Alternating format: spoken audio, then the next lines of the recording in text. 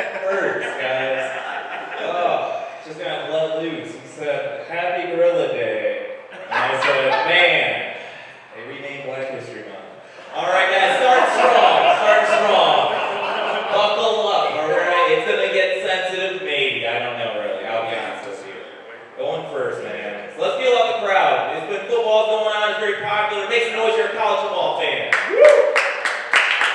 Nice. Make some noise if you're a pro football fan. Woo! Make some noise if you're a Lizzo fan. Woo! I was hoping for silence on that one. I want this to be a bully-free zone. I think it's weird though, really funny that Lizzo's in trouble. They were like, hey, they're all upset because she's being mean. She can be great at something, also bad at something. Like Lizzo, great musician, bad manager.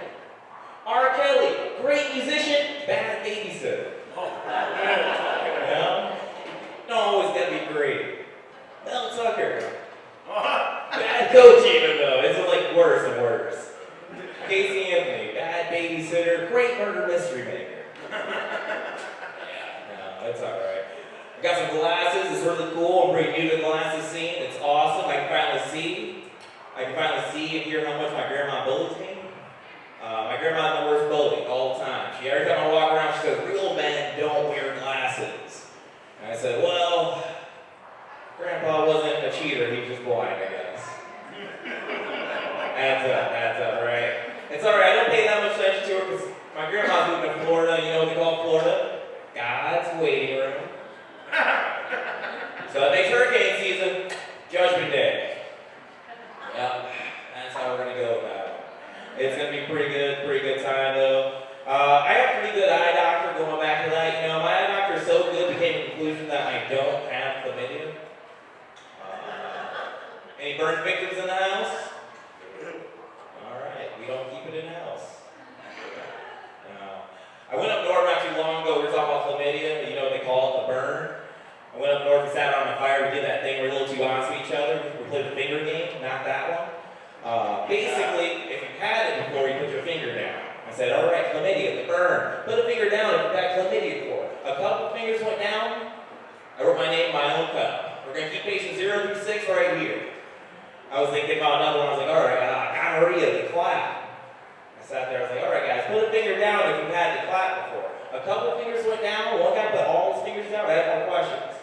I came up to him, I was like, so, you know how the game works, right? You put a finger down if you've had it before. He said, well, I thought you put a finger based on how many times you've had it. I said, ew, well, how many times have you had the clap? He said, I've had the clap 6 times. I said, ew, that's no longer the clap, that's a round of applause. Yeah, we're going to make sure you remember me. That's pretty good. Make some noise, you have kids. Woo! Make some noise that I have kids on purpose. Woo! Alright, responsible group here.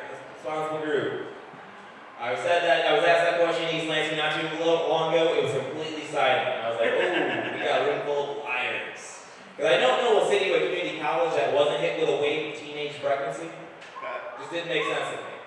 I'm really not the biggest fan of having kids. It's mainly because I have a friend, his kid's a dick. Like he's always watching TikTok and playing pranks on us. Not too long ago, we went on over. The kid's name is Adam. It's just Adam, he's an asshole. And basically, we thought we were going to get him back. So we played Halo, he's going to get sweaty, take a shower, we dump cold water on him. Really easy, harmless prank.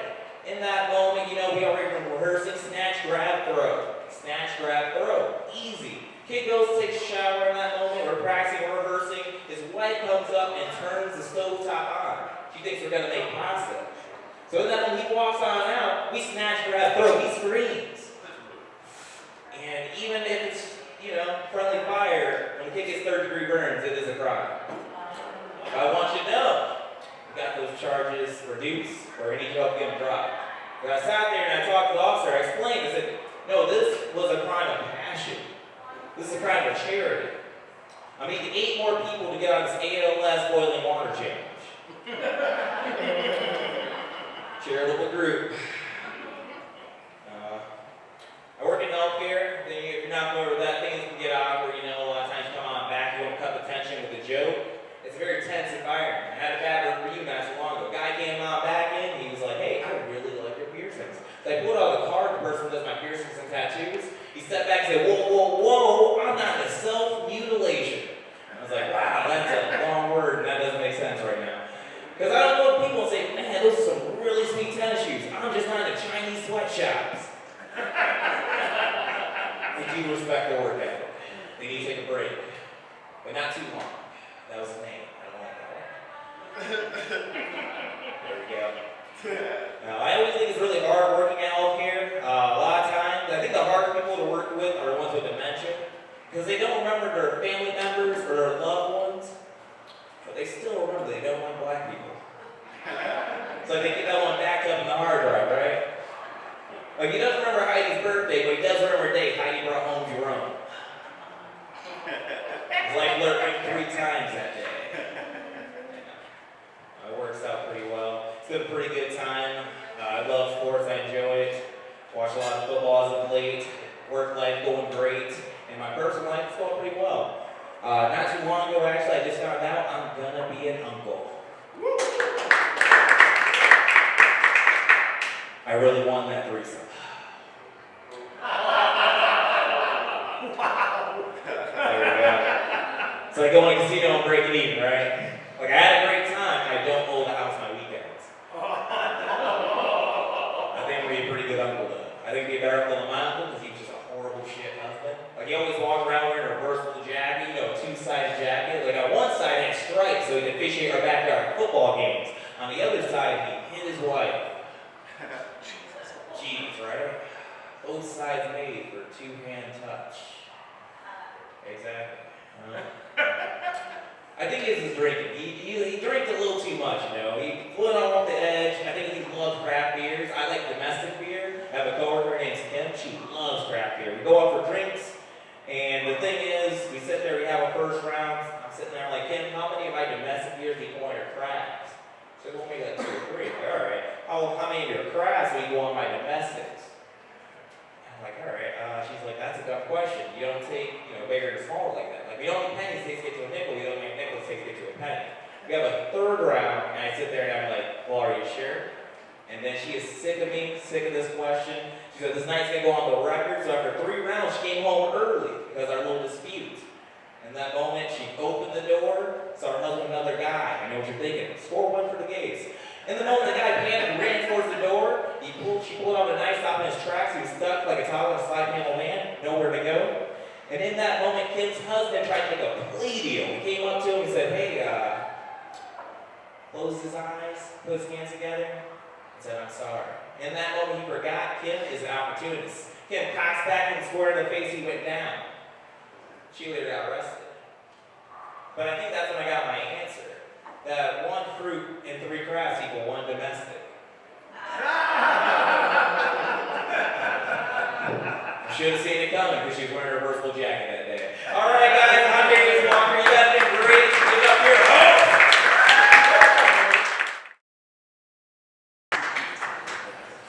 How you guys doing? Very good. That's good. I'm Billy Squires. I know I caught some of you off guard just now. Black dude named Billy. It's almost like going somewhere and finding a white dude named Tyrone.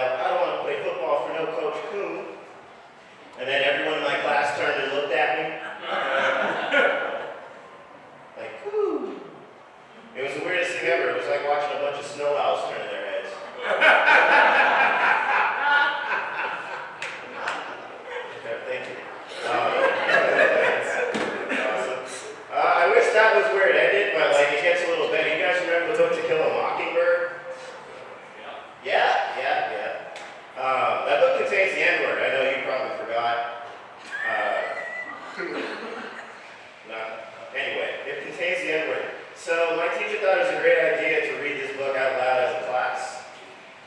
Yeah, it was not a good idea to read the book out loud as a class.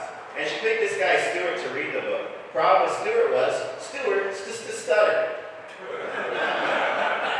You guys ever hear Porky Pig say the N-word?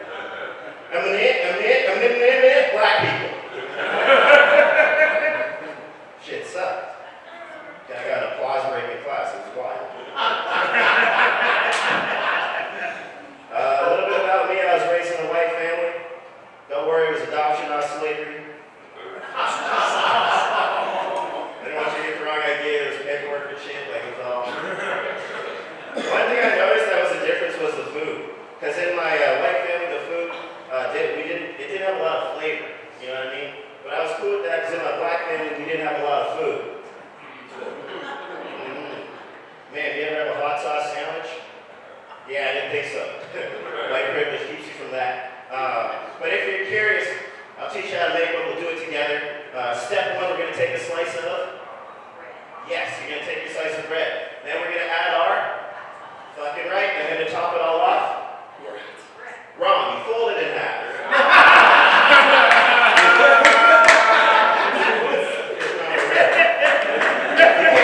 Slice of bread on today's hot sauce sandwich. What are you going to use for tomorrow's hot sauce sandwich? It's not a one-time thing. Jesus. I fucking love hot sauce, man. I put that shit on everything, from French fries to pussy. Guys, I'm kidding. I don't eat fries.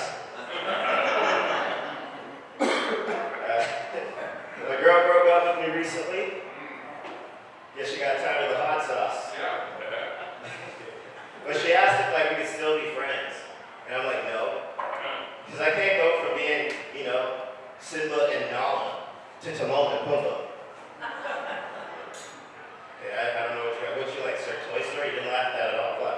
Right? I'm just saying, when we were like Bo Peep and Woody, now she wants me the T-Rex and the pig. No. Exactly. I took a little break from comedy for a bit, just to work on my rap career. Surprise. My rap name's Big Sperm. Because I'm the one that made it, you know what I'm saying? I didn't have no sock tissue coruscations up on here, baby. I got a mixtape, it's called The Come Up. I want y'all to watch out for that, it's going to be hot when I release it. You guys doubt me, that's what Big Sperm bust on the scene, man. All over TV, radio, and magazines, just in everybody's face. I'll tell you right now, my hips and wish they kept their mouth shut. They're going to be salty. You're waiting for another one, but it ain't coming. Alright, there's a long way to go for that one. I work in sales. Anyone else work in sales? Yep, alright, great. A lot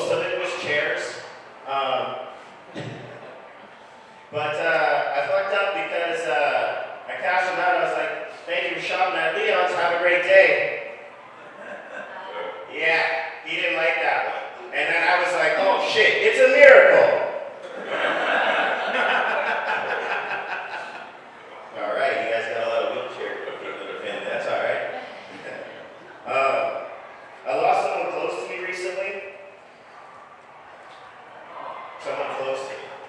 You don't have to say it was close proximity-wise. He was my neighbor who lived above me in my apartment. And my neighbor calls me, and she's like, oh, so-and-so died, blah, blah, blah, blah. And I was like, and?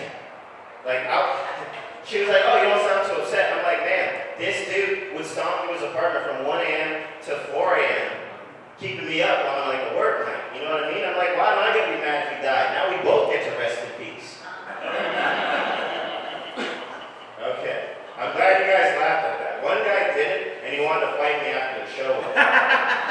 Yeah. And it was weird because he gave me a disclaimer before the fight. He was like, oh, you pissed the wrong dude off today, because I'm a 12th-degree black belt.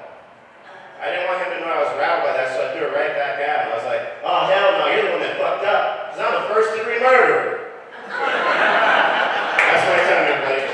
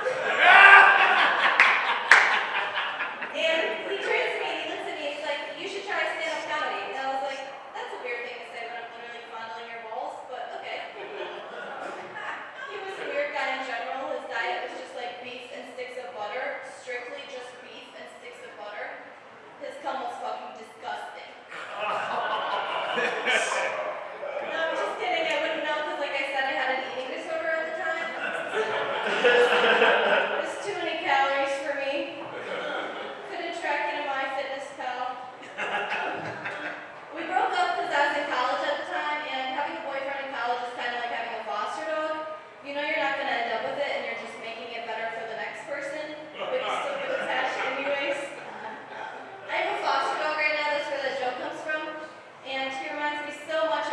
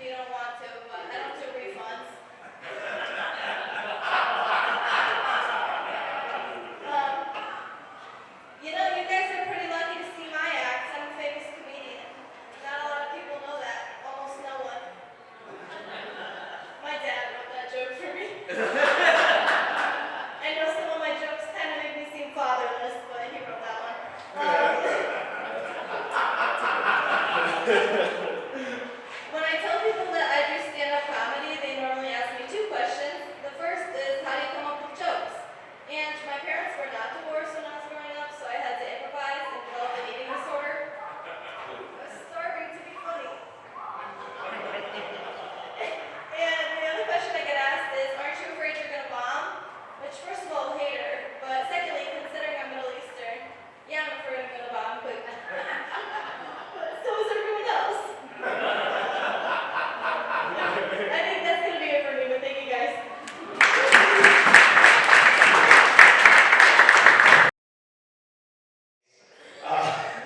I also took up a job as umpiring. I like umpiring kids baseball, which is kind of crazy because I also like to yell at kids when I don't have my kids. So it's kind of a neat dichotomy because I have a really strong voice that carries. It's kind of neat. And so the first pitch came down as a beautiful strike, and I saw it. And I was just like, Steve! In a room like this, that carries, right? It's even louder than video machines. And this poor kid was just sitting there, and he was just starting to shake. And he looked back at me, and he was like, sir, you have a very scary voice. I was like, son, you've never held a flashlight for your father. Because that is the scariest goddamn voice you will ever hear. You know what I mean? My dad, I accidentally shined the light in my dad's eyes one time, and he was just like, oh, you're never going to mount anything. You're a horrible human being. You don't know what a Phillips head screwdriver is and the other fucking screwdriver, right? He's like, oh, I'm going to leave your mom. And I was like, oh, holy shit. There's a lot of truth comes out when you upset a grown male. My dad did not leave. Actually, my parents are celebrating their 50th anniversary this year. Yeah!